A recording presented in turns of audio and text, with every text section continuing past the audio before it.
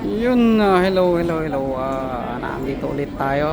So, nung nakaraan 2 months ago or 3 months ago, nandito tayo sa YBR Airport. Naghatid tayo ng ate ko.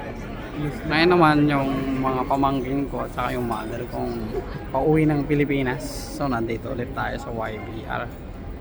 Yan, naisipan ko lang gawa ng simpleng video. Pakita ko lang yung itsura ng airport ulit. Siguro na ewan ko kung nakagawa ako ng video nung last time na naghintay din kami ng ate ko dito, nakipila din kami nung 2 months ago or 3 months ago. So maghahatid ulit tayo, ewan ko kung kailan din siguro ako pipila dito na ako naman yung uuwi. Yan. So ito nga pala yung airport na parang naiya din dyan sa ating bansa. Mayroon mga ibang parts ng British Columbia, kumbaga British Columbia, kumbaga dito talaga umaalis at dumadating karamihan.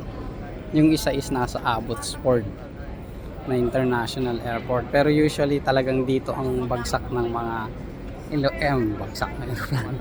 Dito pumupunta yung mga karamihan ng international flights dito sa banda ng Vancouver. Ayan yung itsura dito, at ang kaganapan ngayon ay nakapila kami sa online na booking. Yung pila ng online, yung hindi nag-online dun sa kabila. So malamang isang eroplano siguro na yung wala pang isang eroplano itong mga nakapila ng mga kababayan natin na uuwi ng Pilipinas. So yun lang naman ang aking